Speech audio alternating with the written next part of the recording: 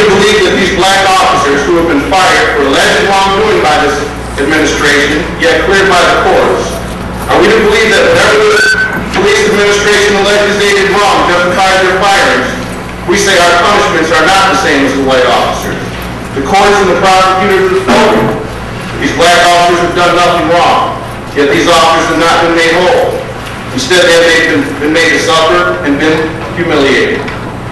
How are we, as black officers, expected to keep our eyes on the criminals and on the administration at the same time?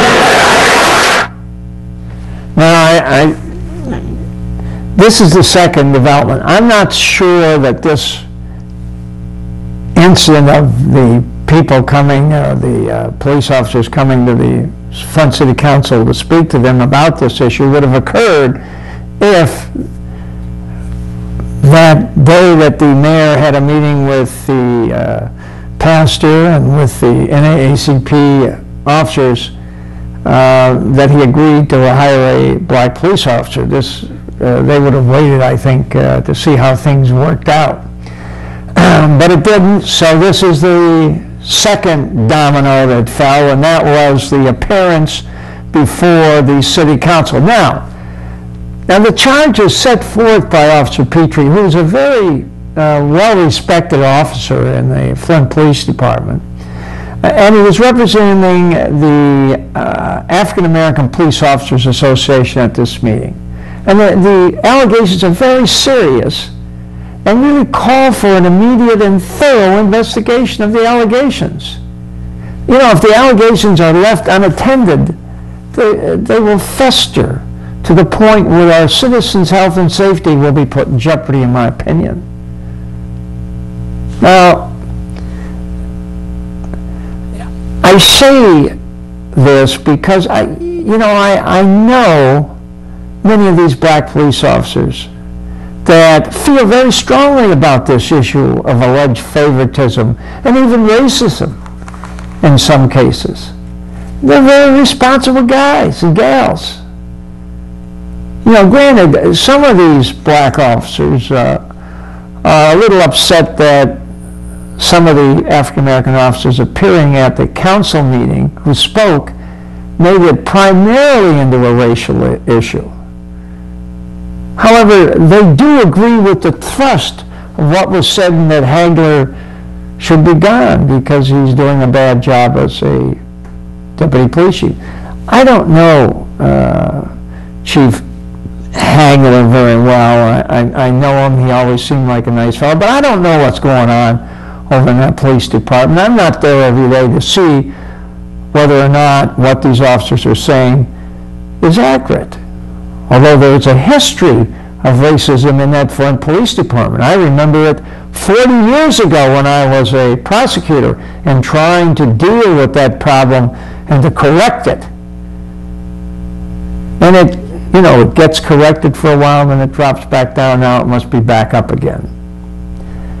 You know, whether the claims of racism and favoritism are legitimate, they cannot be ignored. They're very serious allegations, and someone, and this is just a suggestion, they should look for someone or some people who would be trusted by both sides. And they should make an independent investigation and report their findings to the citizens of the city of Flint to let them know what's going on there. You know, about 2 years ago, I remember the U.S. Justice Department was considering placement of a federal administrator in charge of the Flint Police Department because allegations of brutality within the department were being made. And there was some evidence of that. Now, presently, the Detroit Police Department is being administered by a federal administrator now. Now, according to the Detroit newspapers, it's not working out at all. So what I'm saying is that those who think we should go back to the Justice Department for help to get an administrator to run the police department should first look at the Detroit experience and then decide.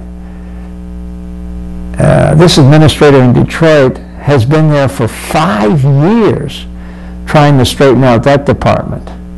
To no avail. Frankly, I think our local people would have a better handle on things and have a better chance of correcting the Flint Police Department problems, whatever they may be, than someone coming from the outside. You know, just my thought. But anyway, here's the third development from that meeting in the mayor's office, the domino effect.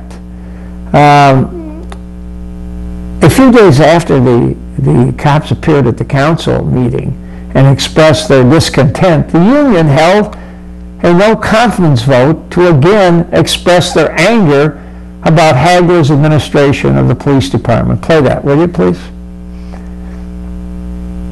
Voted yesterday. 100 said they had no confidence in Hagler. Costing the taxpayer. That tells me that 45 do that voted.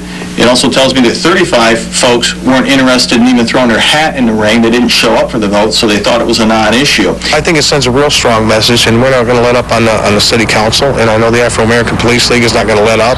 The NAACP is not going to let up. All the families, all the churches that have been involved, the support's been overwhelming, and that's our whole point. We're not going to let up. We're not going to let this die. Now the question, of course, is whether or not the vote